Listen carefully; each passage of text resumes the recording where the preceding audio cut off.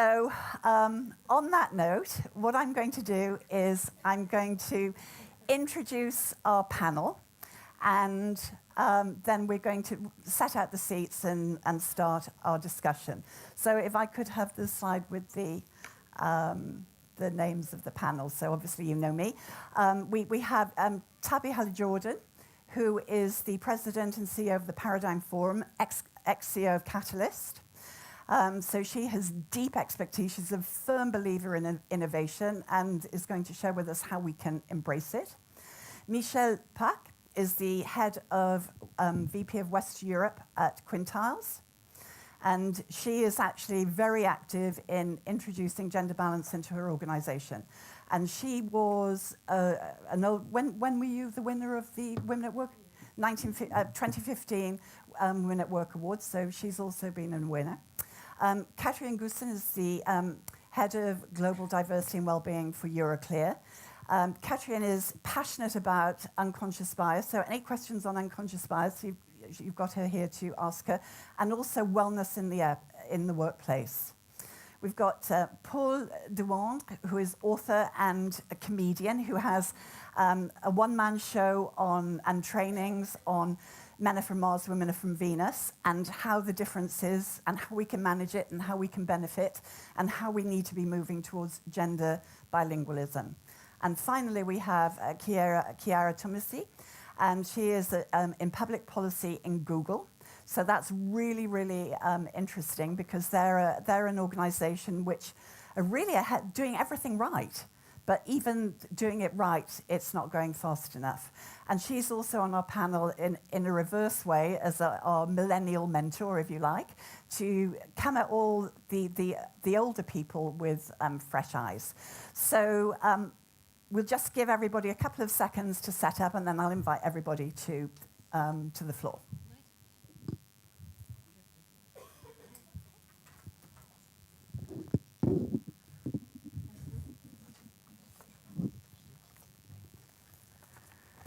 Should we bring them closer? Yeah. Okay, ladies and gentlemen, would you like to come? You can just put me on the side so I can, everybody take a seat. And I want to be more to the side. Okay, well, the first thing I thought we would do is I would ask them all to just start off by sharing their hidden secret, the thing that no one knows about them, and then to answer this one question. And the first question is, what do you think is the most significant element of disruption that you're experiencing or observing currently?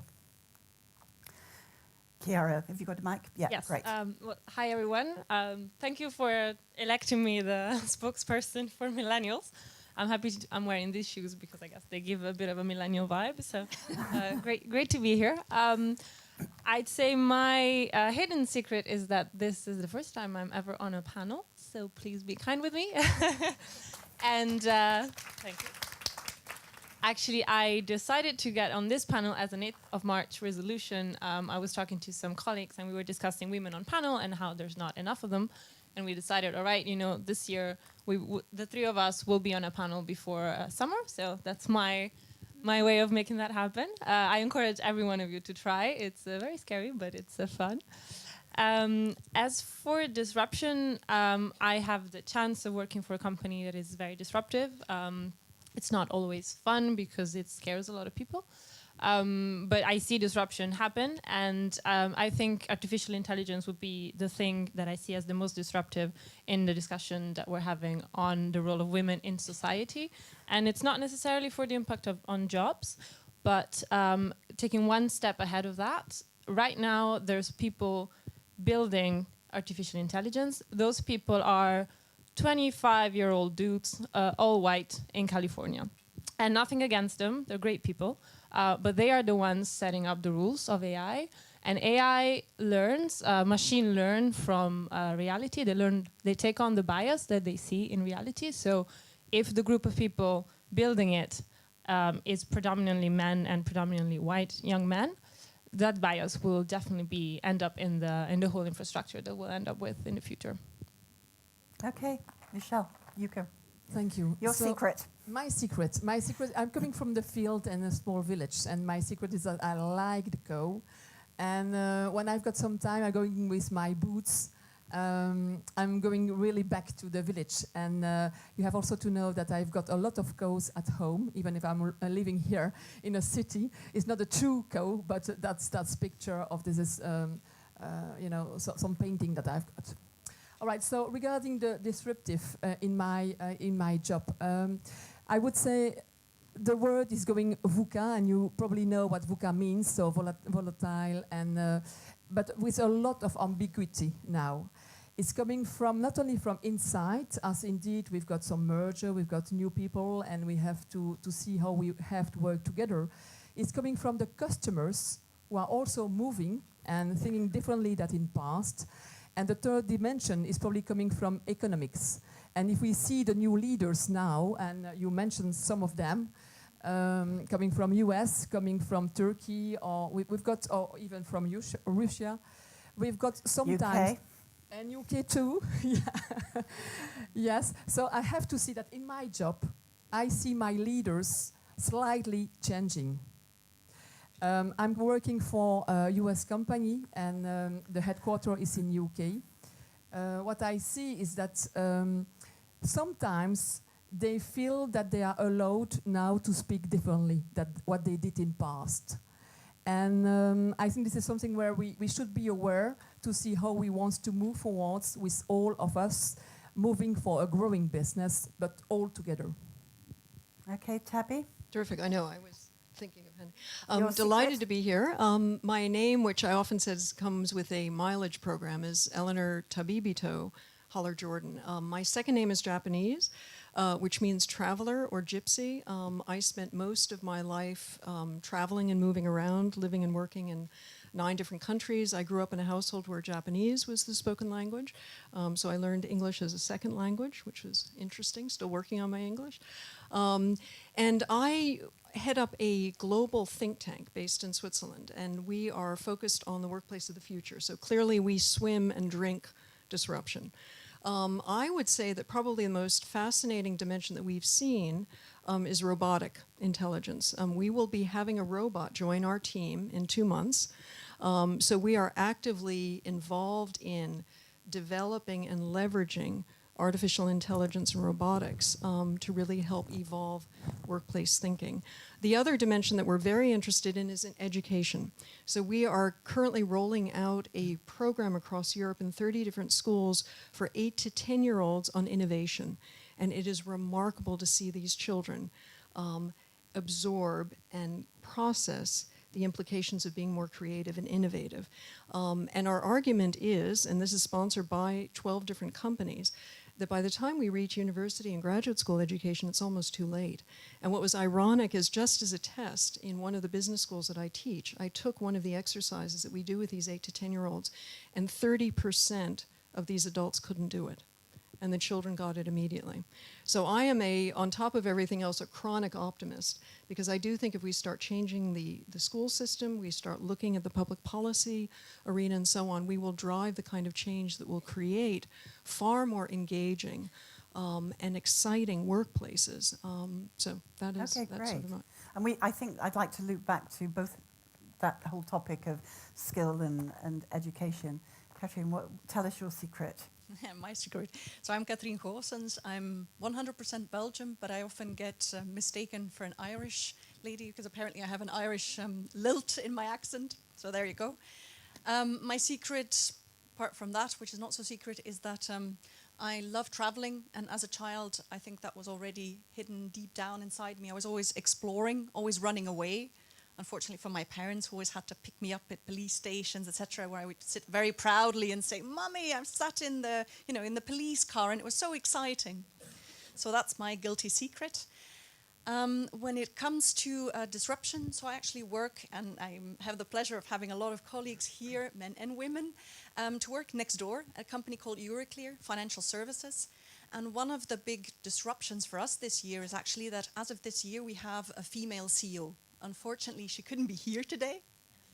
But we're very excited about that because it's, me personally, I'll tell you something. Most people in the company, or I would say most women in the company, thought, we have a female CEO, so gender diversity, gender equality is not a topic anymore. You know, she'll immediately start talking for the women, and I'm also a woman.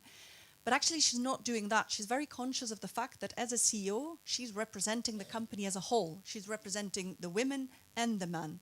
And that's really what's important for us. It's about creating an inclusive environment where both men and women feel good. So I think that's a very important one. In terms of disruption, the kind of areas I'm most exposed to are, I also see a lot of potential in artificial intelligence and robotics.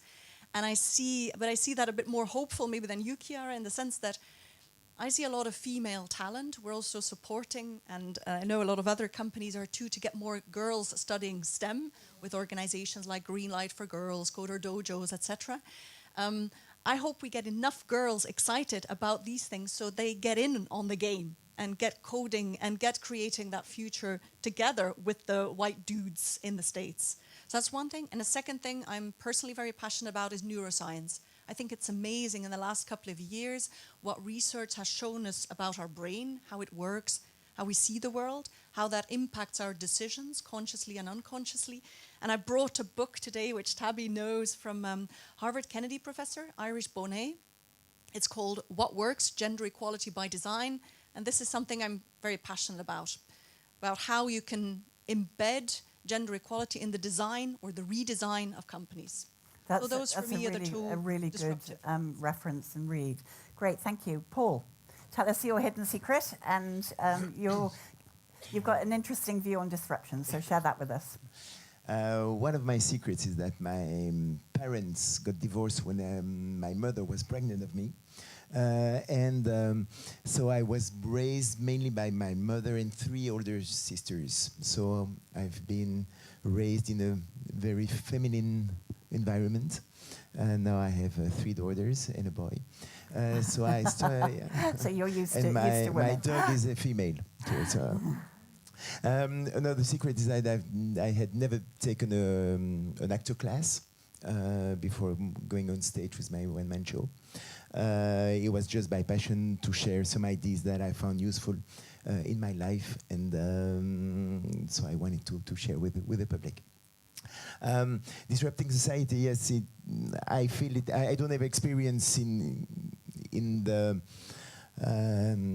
business world since I started an airline company when I was 25, which stopped at when I was 29, so it wasn't very long.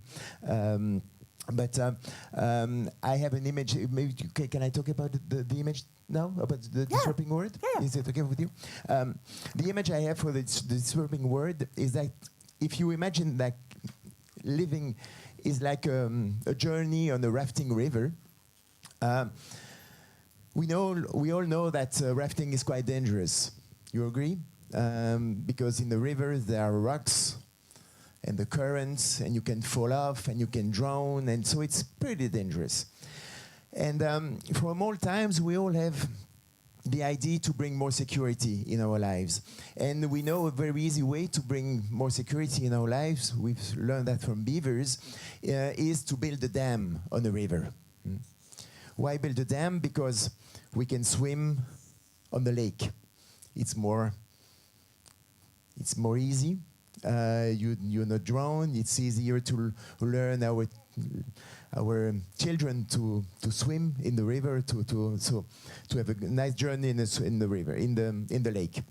And so we build for 50 years now. We've built a pretty good big dam. Job security, social security, unemployment, fares, everything that for the Les 30 Glorieuses, we say, we built a big dam, and everyone was very happy living in parcels. Of course, the parcels didn't have the same size. They were very nice parcels here for the rich, middle management, workers, but everyone had its place on the lake. Problem is that now, for the 40 years now, from the 70s, the dam has cracks. There's no job security anymore. the public deficits, we all know that there's lots of cracks in the dams. And there, with the cracks, we have two possibilities. First one is to try to stay in our parcels. And we know that there's no parcels, no places for everyone anymore.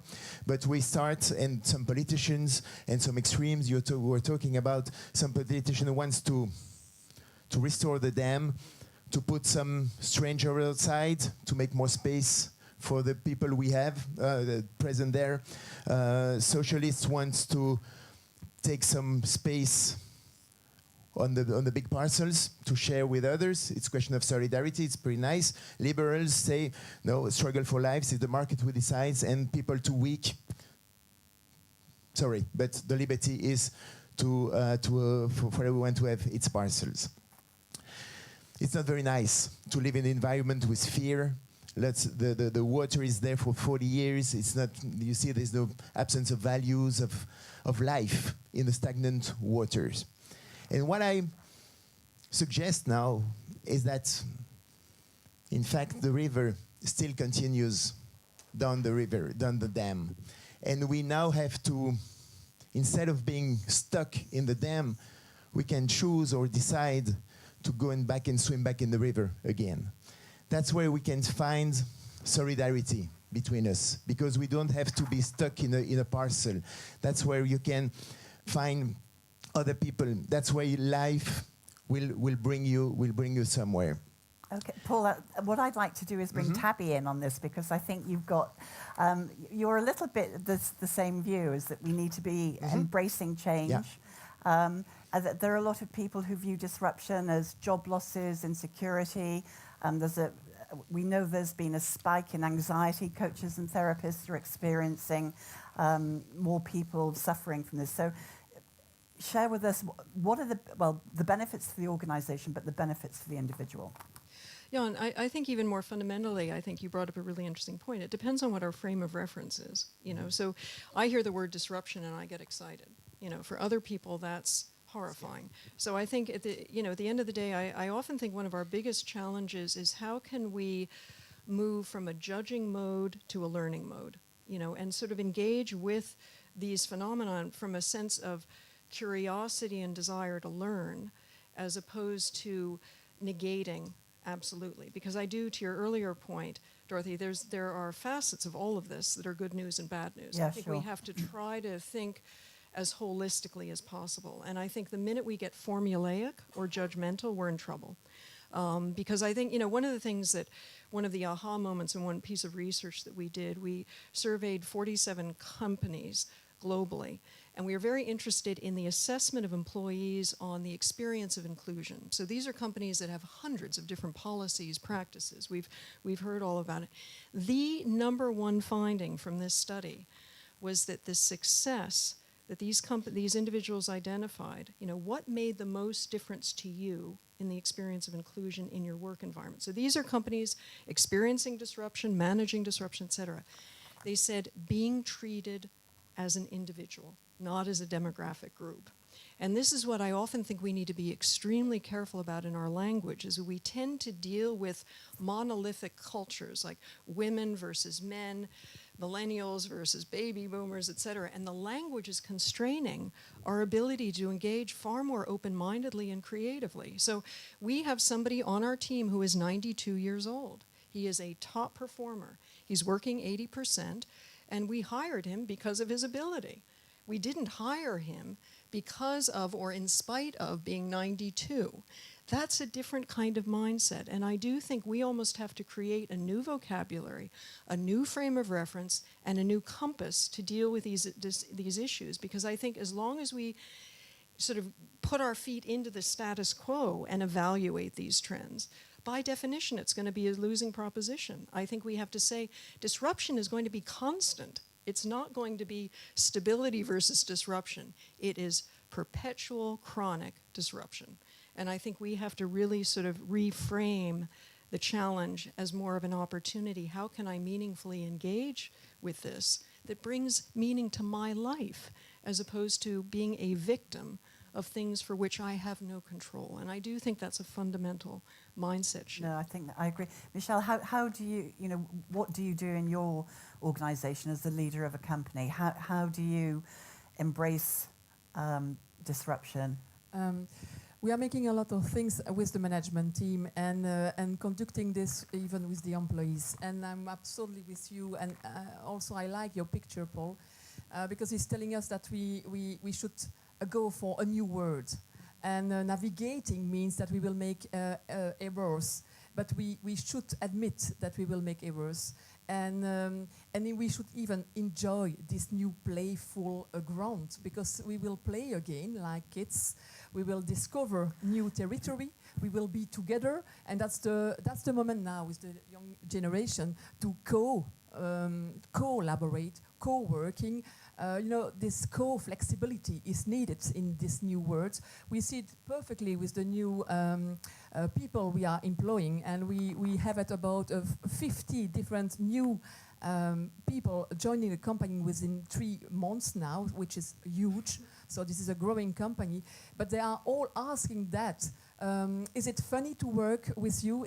Can we have some fun? The fun will come from the fact that we will go for new words, navigating this disruption. And we have to live with that and not fearing that the past was so good. It was not so good. The future will be good. So that's a way to conduct the company with the management team, with the value, with the vision we've got, and inspiring the people for this new word. Okay, Katrien wants to chip in there. I fully agree with you, Michèle, on we need a new vocabulary. The old vocabulary doesn't work anymore in this day and age. And building on what you said, Tabi, I don't think it's a surprise. The topics are usually not brought together, but for me it's not a surprise that something like mindfulness is very popular these days in a lot of companies. It's also something we're offering at EuroClear, not necessarily in the context of gender equality as such, but the whole concept of mindfulness is about being in the present, being able to, see in yourself what's happening, not going into automatic pilot, and not judging what is happening around you. I think that's why so many people are drawn to that, because it's one of the key attitudes we need if we want to get better at treating people exactly like you say, Tabi, as individuals, and at really creating that inclusive company climate that we all want to have. Chiara, you're nodding your head like crazy Yes, there. I completely agree. I couldn't agree more. I think the rules of the game have been set at a time where a lot of people were not in the game, at a time where women were not involved, but also other minorities of all kinds. And now we are. We're all in this game, and we shouldn't struggle to work with the rules that are there. We should make new rules. We should just change the game completely. Things like working time is already changing, paternity and maternity leave, all those sort of structures that have been put in place in a mostly male-dominated environment years ago can be changed completely. And companies like Google try to do it. They also have the luxury, I guess, and resources to spend a lot of time on these issues. But I think for all of us, it's a challenge to just reject what's already there and think about, okay, all of this is now disrupted. How do we deal with it? Is the old model working? Probably not anymore. Let's come up with something new. Let's just challenge everything that we think is true just because it's always been there. And let's come up with some different solutions. Paul, you sound as though you want to chip in. There's some pioneers in the field in terms of the organization of societies. Google is one of them. But I want to share with you an experience. There's one called Favi. I don't know if someone have heard of this company. 500 people in France. They're doing pieces in copper for gearboxes, and so they got a lot of concurrence in China, and they're the only one in Europe, in France. And Jean-François Zobris, the president, 15 years ago, took the company, who was pretty in bad shape, and what he did is that, okay, I want to change completely the organization. He said, now the current management is based on 3 principles. Co-workers and blue collars and employees are lazy, because we need to check their time all the time, and they want to work as less as possible. The second principle was people are thieves and people are stupid, because we need to tell them everything what they need to do. We need to control them all the time. And he said, I don't want that. For me, my perception is that people are honest, they are motivated, and they are intelligent. And so one of the first measure he took was to get rid of the clocks. And he noticed after a week that the productivity was had increased by 20%, and it couldn't see why it was so obvious. And the coworker said, "Yeah, because we were working less than we could because we knew that the management would, at a point, increase the productivity level. So we always were working less than we could have done." And so there's lots of organizations that have changed. They took responsibility, all the workers. And you should read. There's a book called L'Entreprise Libérée. And he explained some pioneering enterprises who has changed completely their organization. It works very well. So I encourage you to read this book. I'm going to put my devil's advocate hat on now. So we're all talking about vision and planning and everything going great. But if you're an employee and you feel that your job is under threat, you're struggling with managing work life, you're doing all of these things, and you feel stressed, like almost the whole room here feels it. What's the how? How are we going to do this? And what I thought was interesting, Tabi, when we talked before when we were chatting a couple of weeks ago, you said the rational case for gender balance had not been framed correctly. So what should we be doing differently to make all of these lovely people less stressed? Yeah, I mean, the irony, obviously, looking at the gender lens, is that we have, since 1983, published 103 business case studies, and yet the numbers aren't changing. Exactly. So clearly there is a gap between intention and impact. And so I do think there's a big chasm out there. And I remember speaking to a CEO about this, and I liked what he said. He said, Tabi, we're great on the numeracy, we're lousy on the narrative.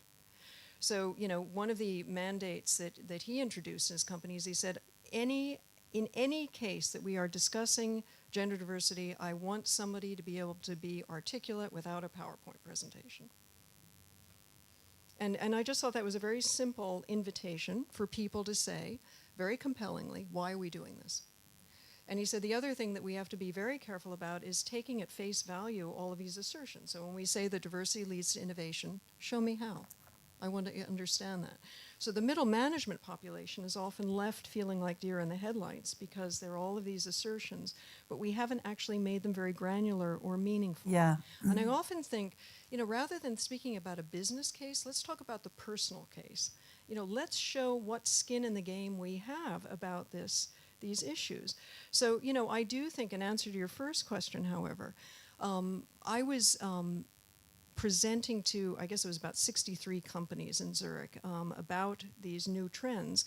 And I thought, let me just ask the audience a question. And these are all representing, large Fortune 500, 1,000 companies globally. I said, how many of you believe right now that the value proposition you have to offer can compete with the perceived opportunities of the entrepreneurial sector? And nobody raised their hand. That's the worry. Because I do think when you look at the number of businesses, women are starting businesses at 4 times the rate of men right now globally.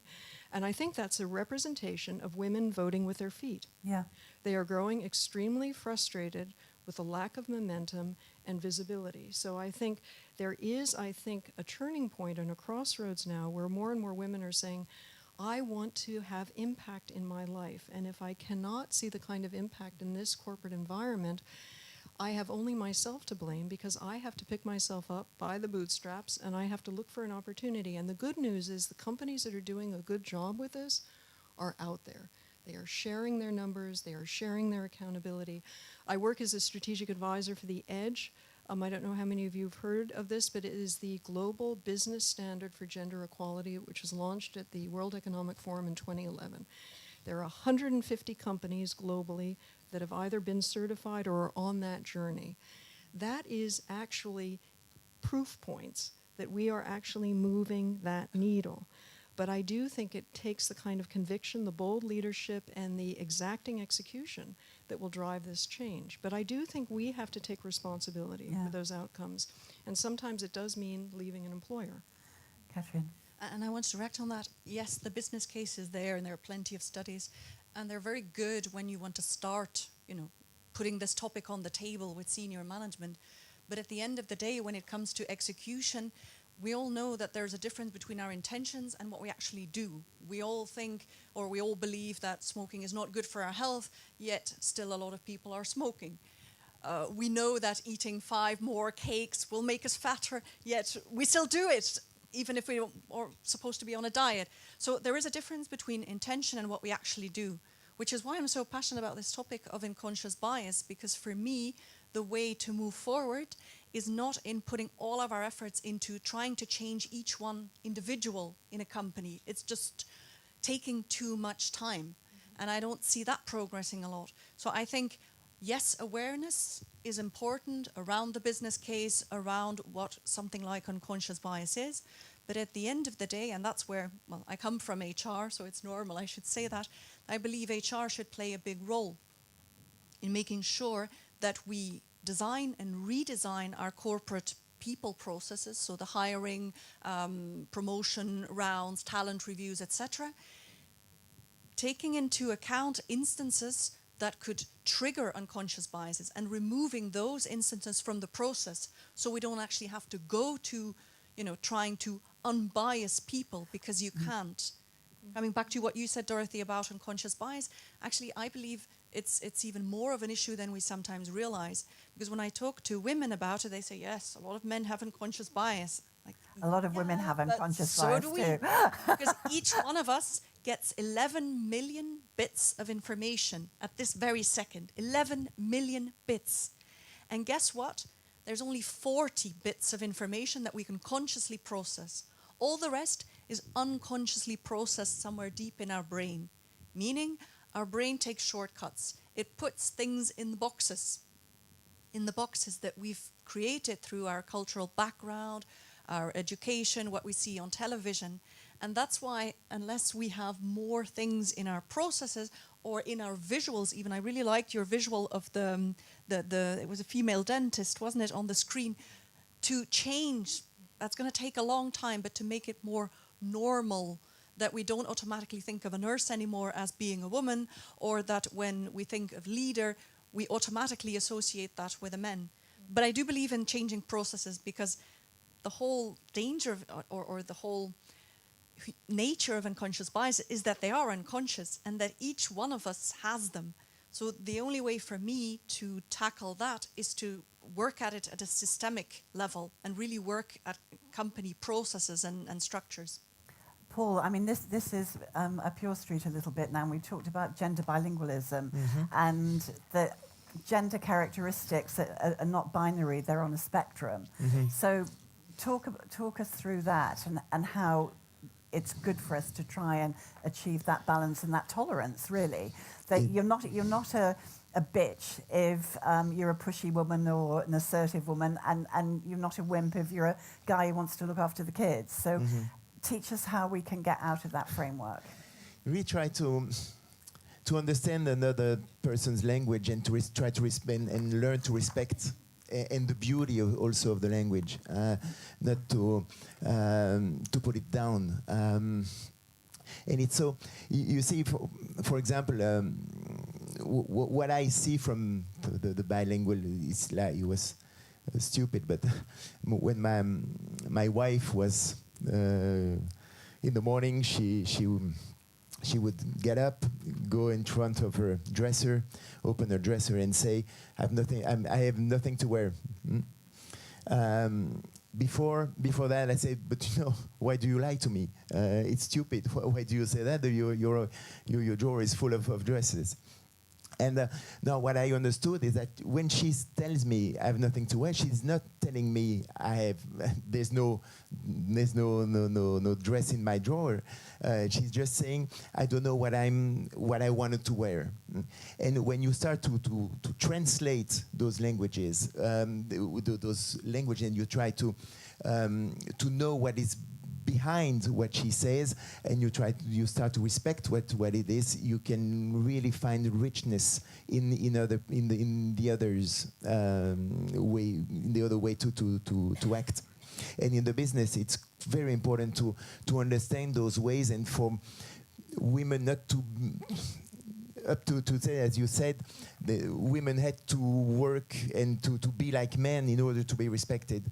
And I think with the disrupting society we're here, is that organization now must change in order for women to be more respected as they are, and not to be obliged to be like men to be respected.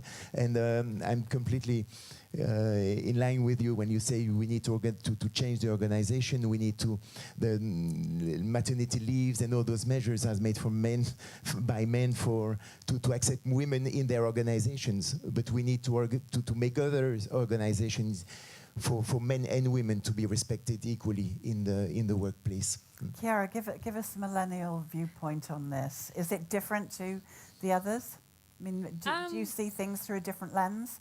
I don't. I think I agree with all I just heard. I think unconscious bias in particular is really interesting because it is something that we all just do. And I agree that structure helps sort of getting away from it. What we tried to do a lot at Google is also making unconscious bias conscious, or at least as conscious as possible. So all of us go through first week at Google an unconscious bias training, and what it does, it doesn't take away the bias from your head, but it makes you aware that you might be biased. So when you look at things, you start thinking, all right, I think this could be a good way to do it, but let's maybe take a step back and check with someone else, or, I expect this from this person, but I shouldn't just give it for granted because I am aware that I'm a biased person. And once those things are just taken out and made open, it's much easier to deal with it. Everybody deals with it. What I find is that the more we talk about differences, and again, individual differences, not sort of young versus old, or women versus men, the better it is.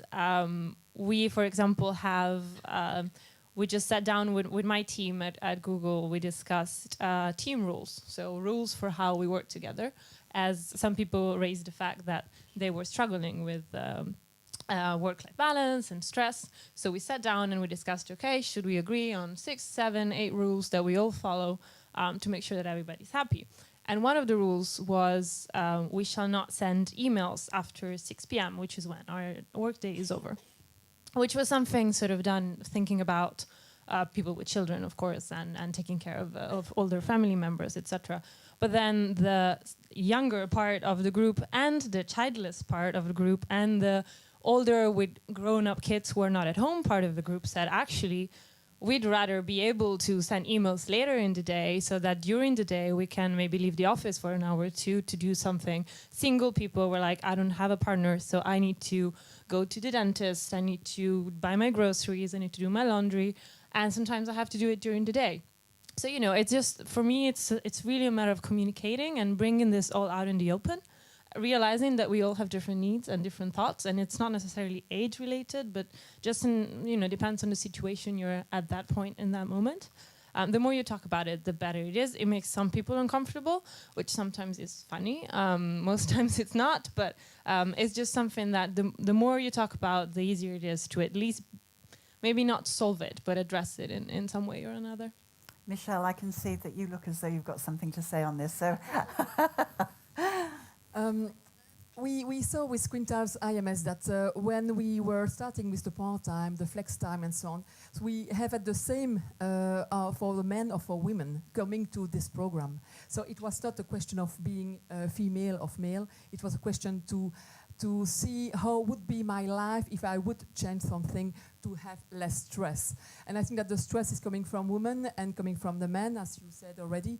And we've got a lot of hidden message. And when I'm telling I don't have anything to wear, it's a hidden message for sure. So we have as employer, and this is what we are trying to do with our company, to understand those hidden message from young generation, from men, female, and the other one. And then by being a bit more self-confident, I would like to say to each of you here in the room that by being slightly more self-confident, you will help yourself to have less stress. Another things, and that's the HR within our company, is listening to the people, is helping also to have less stress. Based on that, we are moving with the management team, we are moving the rules, and we are changing the rules, how we are communicating, but even how we want to drive the business and to make the growth. So we are making the changes based on what the people are daring to say to the HR. So that's why the human resource, for my point of view, our point of view at QuintilesIMS, is a new way to be really productive by listening to the people. And the last thing I would like to say is that by putting in place some time behind all the things which are making you stressful, you will probably help yourself to have less stress, staying focused of 1 of 2 of 3 things, but not on 10 things. And don't try to be perfect. Perfection doesn't exist, and nobody reach this perfection. So stay focused, speak to your HR, and with the HR and the community, the company has to change the rules. Okay, excellent. Paul, you're dying to say something. No, it was. Okay. Oh, you just pointed out it was 10 minutes. I thought you wanted to say. No, well, but that's yeah, one thing I could say is that one of the differences that we say in the feminine and masculine language is that the masculine language doesn't like to talk about its problems. For a man, talking about a problem is showing his incompetency of resolving it. So he doesn't want to. He doesn't want to talk about it. The female language likes and wants to share his problem, because by sharing the problem, it helps to go and try to find solutions by talking about it. And in the organization, we see that the feminine way to work is growing, because now we see that how important it is now to talk about problems. We don't want in organizations to have people who try to solve the problem by themselves. And for men, for some men, it can be very difficult to start to work in an environment where now we are forced or convinced to talk about problems. So we see that there's lots of changes now in the organizations where feminine parts of language are more and more taken into consideration. It's a very good point. I want to put something in here. This is research from Axiom and Jump, that an increasing number of gentlemen are opting for flex. But they're not actually helping. That's a very female-coded word. They're not actually participating in domestic work. And how are we going to get that to change? I mean, let's do a poll here. How many of you well, first of all, let's do it across everybody. How many people have flex? Okay. How many of the gentlemen have flex? Flexi time. Flexi time. Flexible hours. Floating hours. Yeah. Okay, you do. Okay. And what is your participation at home? Is it 50%? Who's doing? Oh, come on, you are. You know.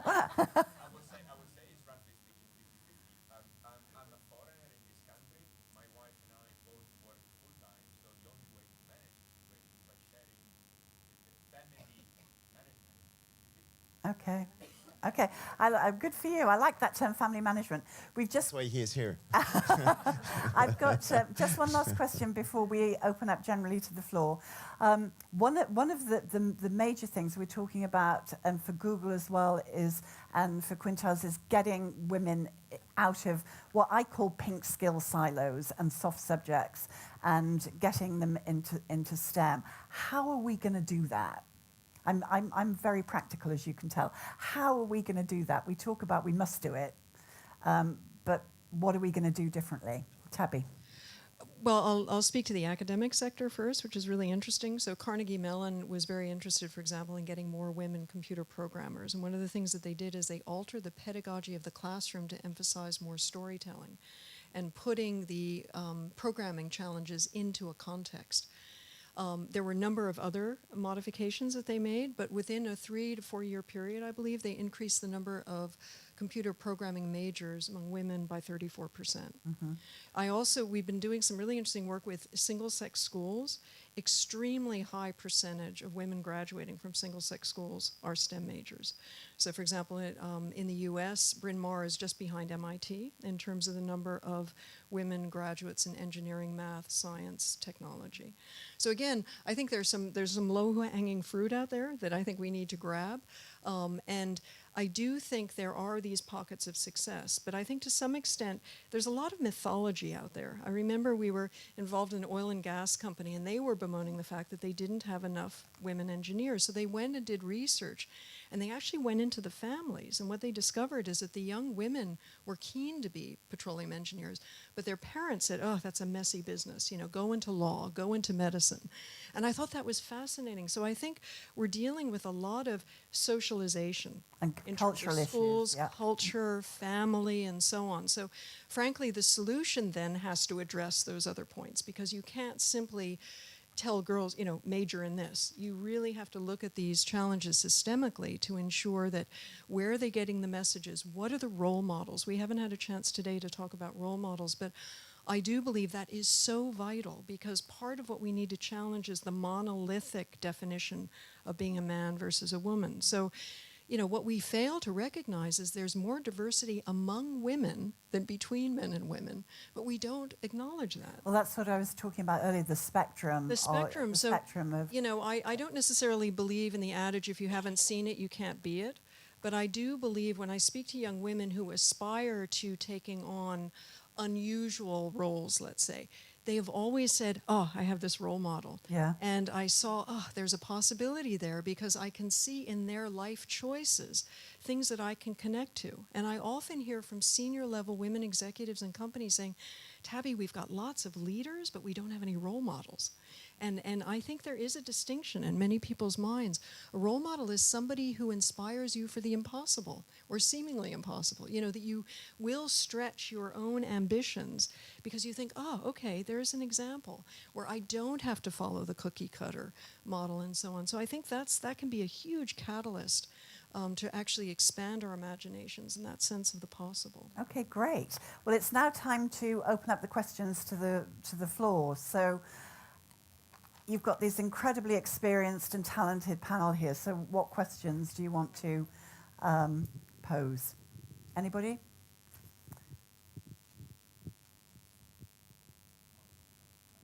Yeah, excellent. But my question comes from the fact that we're talking about, obviously, gender equality, but to me, a lot has to do with embracing diversity, whatever it comes from.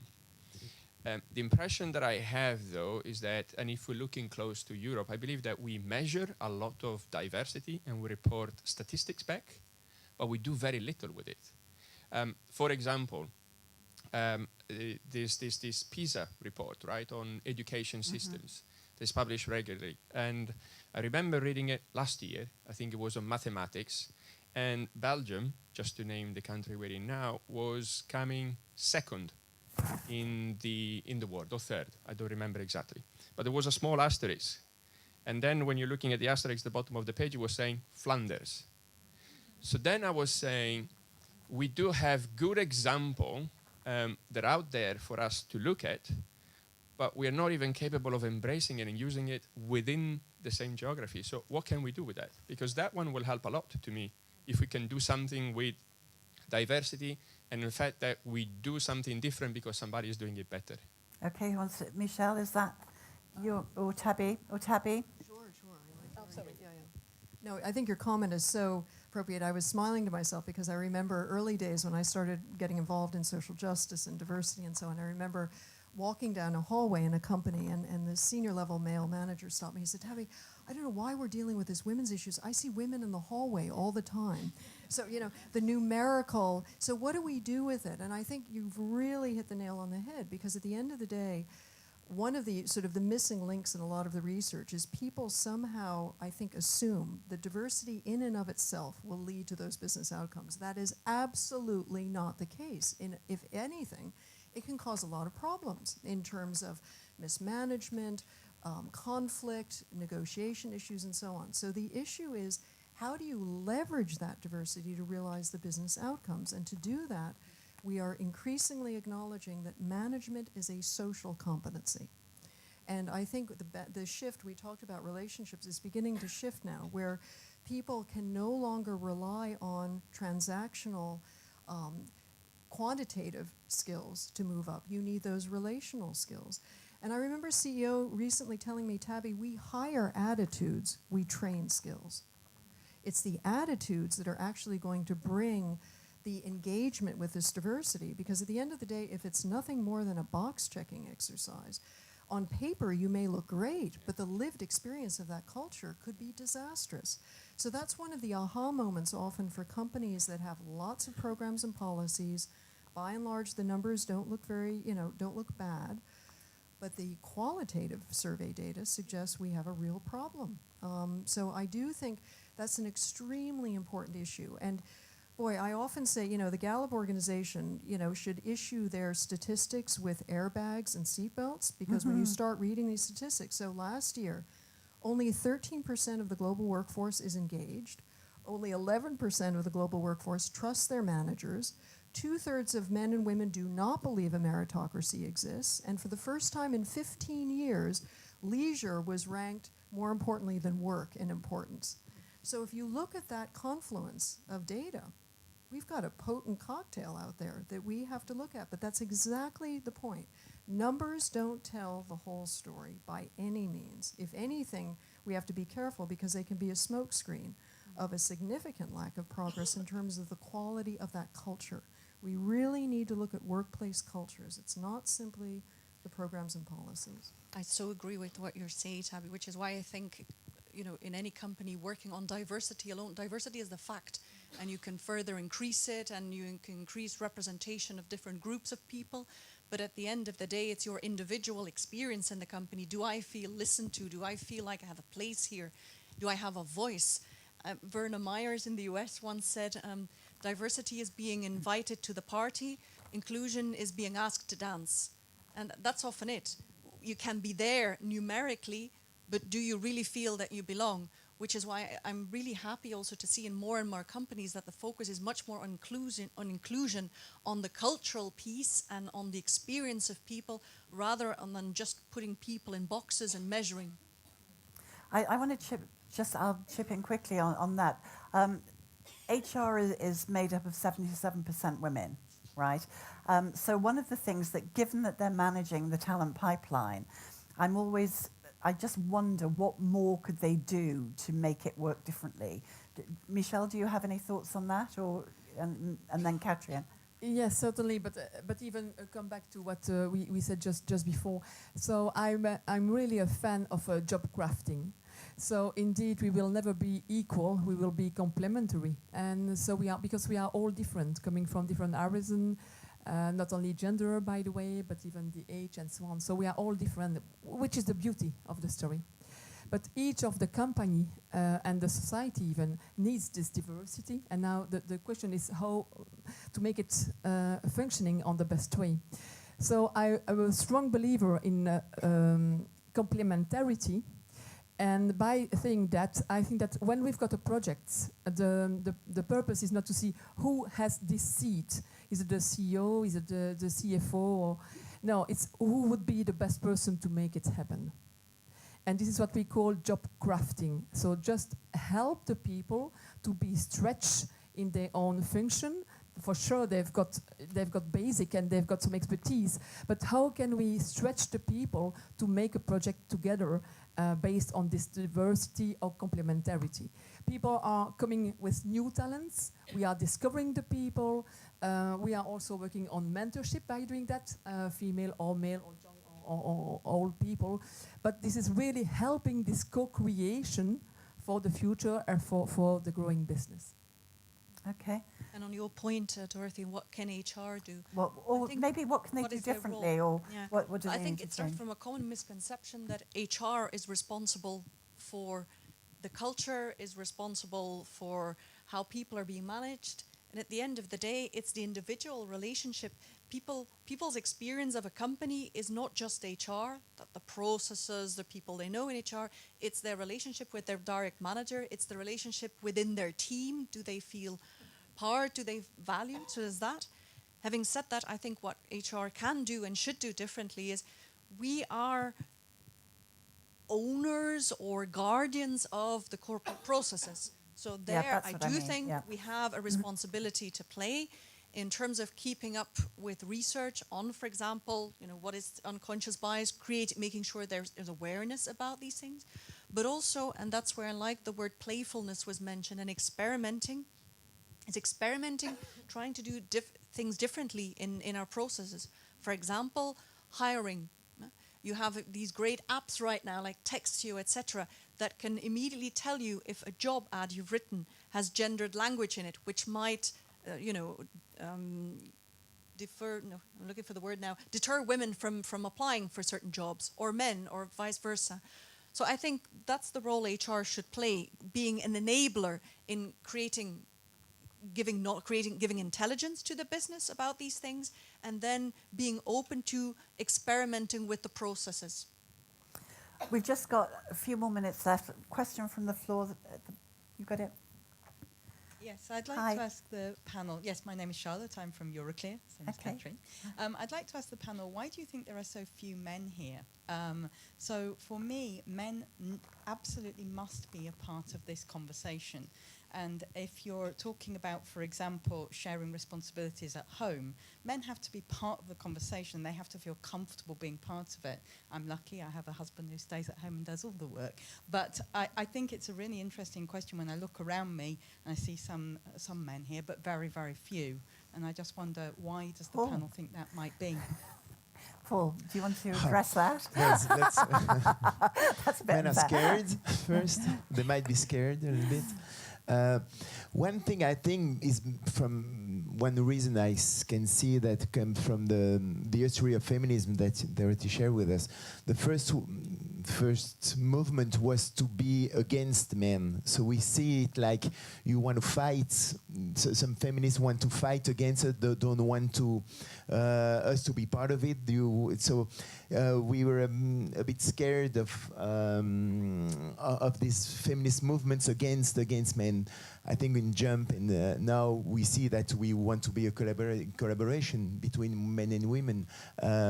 So there's more and more men, because I was here 4 or 5 years ago in Jump, and there was less men. So it's a progress. I think there's more and more men coming into this business, and also it's Isabella and all his team work is to really explain that it's not a feminist movement.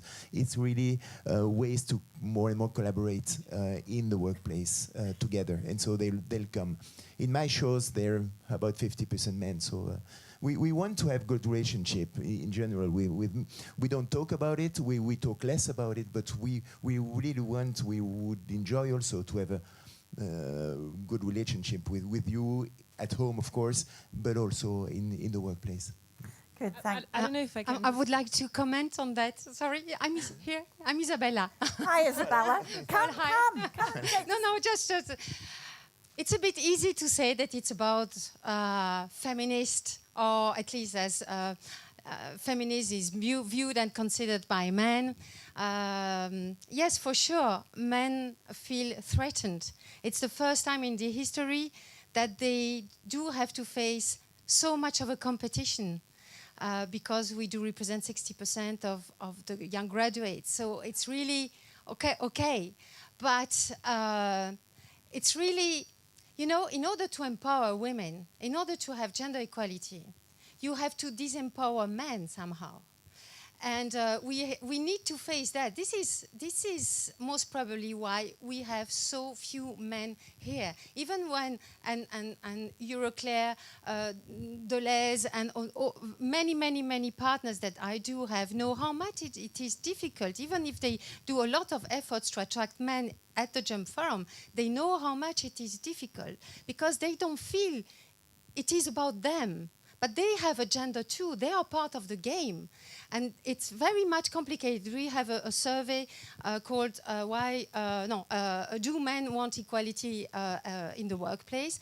And even if 3/4 of the men that were surveyed think that they have a benefit in better gender equality, only 1 out of 5 is an active supporter of gender equality. And you're right. And even the one that were present to the first panel, to the first session, know that it's exactly the same questions all the time. My goodness, men should be here. Men should be part of it. Men should be really committed. And so it's not, Paul, it's not really about us. It's about you guys. Okay. But you said we're scared. Oh, we've got loads of people want to chip in now. Men who are scared. Yeah, you told us. We agree. Okay. Hello, sorry, I liked your enthusiasm, but I don't exactly agree. I think that in general, it's also a big problem of women, and I missed this in the discussion, that solidarity is just a lack that we have, and it would actually help us go forward much faster. I feel much more competition between women than I have feel it with my male colleagues. And I also feel a lot more envy from women if I succeed in something than from my male colleagues. And I believe, like in everything, if you're alone, you cannot succeed as easy as if you are in a group. Accepting that your male or your female colleagues just advance like another male colleague, and you help instead of being competitive, etc. And I think this is one of the issues that it's not against women. It should be much more. The focus should be with women, not against men. So yeah, a lot of women report either jealousy or a lack of support, sadly. Okay. Yes? It's just a question and perhaps also a suggestion to open the jump much more to men, but how many men are part of the organization? And also, I really like that pink color, but it's also all that makes it more targeted to women, I think. I'm just thinking, I come from the Deleuze company, and today we have 4 guys coming. 3 years ago, there was no guy. I really don't think there was that much communication to bring guys. I mean, we just received an email, and there was a limited number of places to come, so all women that came really struggled to get a place. So I was really surprised to see guys coming. But I think it's also, just you get that newsletter, it's in pink, it's for Jump, it's about the right for women. So it's perhaps, just small details that also make that much more targeted for guys, for women. Yeah. Do you want to answer that, Isabella? What do we want? It's not that all girls and boys do like pink. Pink is the symbol of femininity.